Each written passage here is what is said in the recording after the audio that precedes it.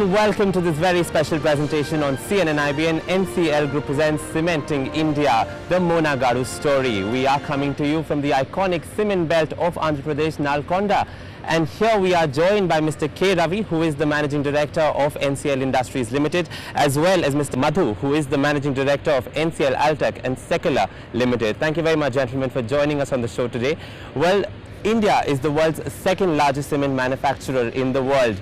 And with India planning to invest billions of dollars in the infrastructure sector, this industry is only heading for a growth trajectory. But there are a lot of challenges that are being faced by the sector. Before we progress into the discussion, let's just take a look at this report on the cement industry in India. Year 2011 was the year of cement crisis in India. It was marked by a sharp increase in prices, a slump in demand owing to prolonged monsoons and the slowdown in the real estate sector, and a charge of cartelization. Yet, 2012 gives the cement sector enough reason to smile. The government's focus on infrastructure development, low-cost housing and inviting foreign investment is expected to boost demand for cement. India, the world's second largest producer of cement, has set a target of a $1 trillion investment in the infrastructure sector in the next 5 years, which is estimated to generate a demand of more than 600 million tons. It currently has an installed cement capacity of over 323 million tons. But to meet this massive demand, major hurdles remain. For example, the production of coal, the key raw material for the cement industry. Not only has the decline in coal production shot up the prices by almost 30%, Coal India, the world's largest producer, has warned that the power sector will be given the first priority. Also, the transportation of raw materials like coal, limestone and fly ash has become expensive, and with the rupee taking a fall, the coal imports are expected to take a beating. Amidst this scenario, can the cement sector step up? Well, as you saw in the report, now India in the last year has had a tough time, especially the cement industry. How do you think NCL can tackle these challenges? See, the coal prices have gone up, so now either imported coal or indigenous coal more or less is costing the same. So we are using a lot of imported coal now. A lot of Indonesian coal and South African coal is coming. I think for some time to come we have to manage with that imported and indigenous combination of both. We have high ash coals here in India, and the coal what we are importing is a very good low ash coal. So by blending these coals, we will have to manage for some time till the Coal India copes up with the demand. The problem is for uniform for all the cement industries. It's not only for us. So when all the cement industries have the same problem, we don't have any problem. Because of our quality, we are able to get little higher realization than the rest of the community. So we are able to keep our profits reasonable at reasonable level. As far as government policy is concerned, there have been a lot of questions raised about the kind of policies that government has formulated, especially in support to the cement industry. They have given some sort of support, they have taken back some of the advantages.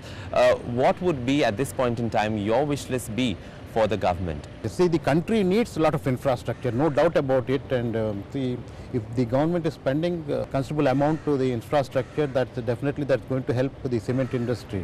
As far as coal is concerned, unfortunately the coal ministry, they are not allocating any coal to the cement industry. If they can allocate some coal and balance, we can import some coal and we can manage.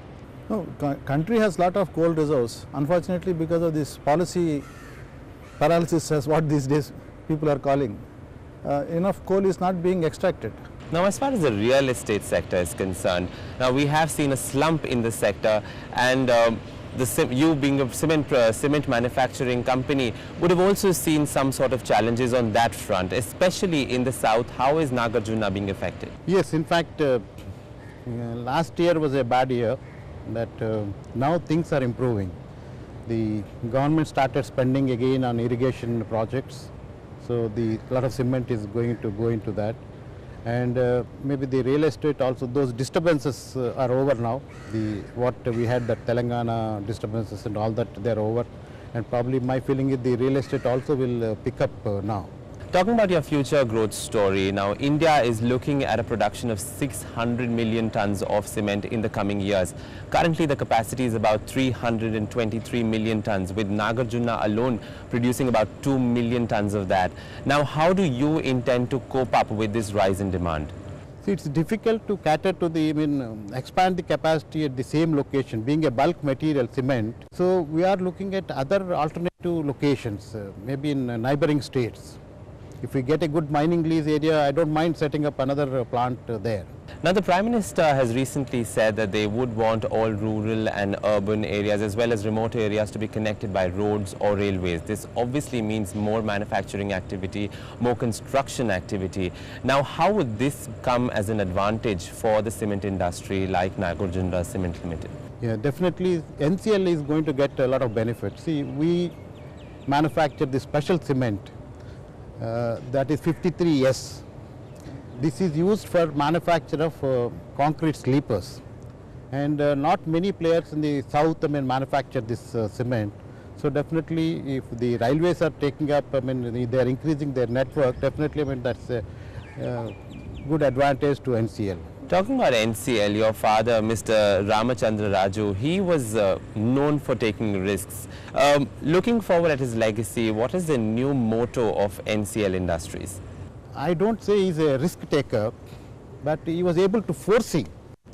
See, he was able to foresee that there is going to be good demand for building materials. So that is the reason probably he went around the world and identified certain technologies. And now we have a number of building materials with us, and all our products are doing very well. And he also taught us that the growth is a must for any company. Even if you are comfortable today, don't stop at that, continue to grow. And if you look at that, see, last 10 years, this company was only 70 crore company, and today, this year will be touching 700 crores. That is the growth we are, and we are continuously on the lookout for better technologies, and also in prefab. Prefab is another segment where India is still at a primitive stage. So we are trying to bring several innovative building materials into this country and also into the prefab technologies. We were the first to bring some of these products, bison panels, Alltech, secular. We were the first people to start manufacturing them in India. We have taken the technologies from Europe. They have taken a lot of time for the Indian market to accept. So initially, though we suffered, now we are very comfortable with those products. But we are continuing that legacy. We are now looking at a lot of new products, particularly in the area of comfort, energy efficient housing. We are looking at in Alltech, we are looking for a lot of cement based products which will help the construction industry in constructing energy efficient housing. So clearly growth and innovation are going to be the driving factors for the NCL group going forward, but time to slip into a very quick break, but do come back right after this short break because we discuss how the Indian cement industry is shaping up for a revolution. Stay with us.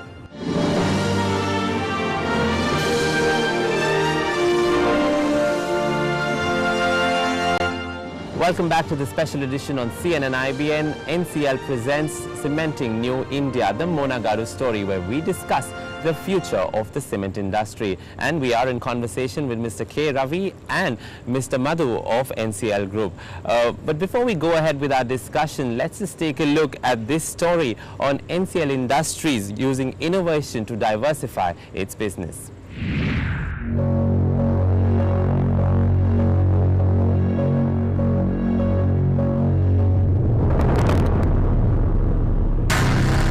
December 2011, the AMRI hospital fire claims 90 lives in Kolkata.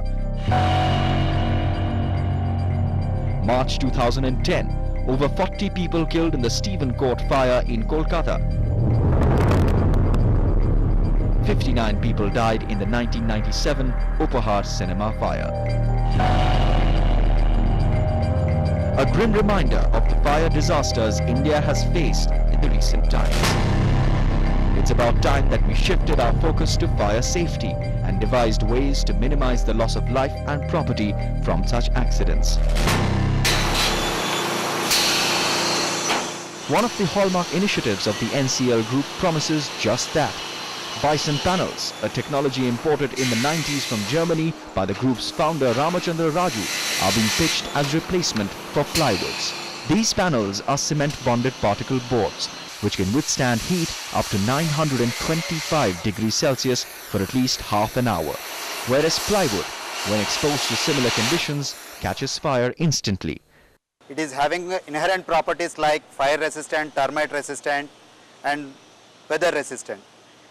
It can be used like a wood, the workability of wood, and you can get cement strengths also. By using bison panels, you can save the natural resources like forest wood also. We are using only 28% of wood to manufacture this bison panel, and the bonding material will be 62% of cement. So how are bison panels made? Logs of wood are first piled up in the open for debarking. Water is sprinkled over them for 3 months. Once that is done, they are ground into fine wood flakes, which are then bonded with cement. Technically, it's quite a challenge to bond these two together. That's exactly the innovation NCL Group brought to India. As India looks forward to cutting carbon emissions by 24% in the next 10 years, bison panels may just hold the key to making our homes and offices safer and eco-friendly. Mr. Ravi, your father traveled extensively in the 80s and 90s, bringing about innovative technology to India, especially from Europe. And in that, bison panels is something that was really something that was never heard before. And in fact, now you are exporting 2.5 lakh square meters of bison panels across the world. In addition, the domestic demand also seems to be increasing for bison panels as the awareness increases. What are the steps that you're going to ensure for further increase in the domestic market? Okay, when we have set up the first plant, it's a 75 cubic meter plant. Of course, it took us a considerable time for us to introduce into the market because a new product into this country. But at one point of time, we were not able to meet the demand. In fact, we operated this plant, first plant, almost at 120% capacity. But so that is the time we had to start the second unit in Ponta Sahib. So that's a bigger plant. In fact, that's about 125 m³ per day plant. So there we have some capacity. To that extent, we are exporting that material to Middle East and other countries. But idea is mainly, idea is to cater to the domestic demand. See that this product has got excellent qualities. In fact, the excellent fire resistance quality and excellent water resistance quality. And particularly now, building code is on its way. In India also, the government is trying to introduce the building code where you have to take necessary steps. You have to use right materials, particularly for fire protection, etc. Once that comes, we will not be able to meet the demand, the country's demand. Mr. Ravi, if I could ask you about the energy sector, the investment in the energy sector. You already have 2 hydel power plants which contribute an annual return of 10 crore rupees to the company. What are going to be your major expansion plans as far as the energy sector are concerned? Okay, see the energy first, we are setting up a 30 megawatt captive power plant. See, having invested so much money on cement expansion, it should not suffer for want of power. So that is the idea. We decided to go in for a 30 megawatt thermal power plant, investing about 150 crores, and 50% of that power will be utilized by the company, and balance we are planning to sell it to outside. That is the immediate plan as far as the energy sector is concerned. Doing business with a large heart is what NCL is focused on. In fact, let's just take a look at the social journey of NCL Group.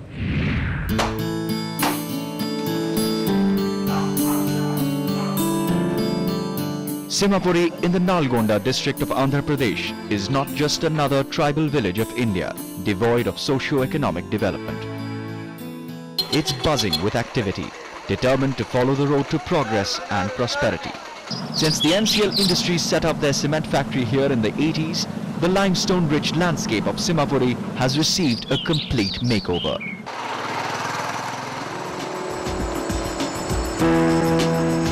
Roads leading to people's homes are now cemented and pakka houses have replaced thatched roofs. While access to electricity in rural areas still remains India's challenge, here in Semapuri, television sets and dish antennas are commonplace. Women too have a reason to smile. Gone are the days when they had to walk miles to collect water.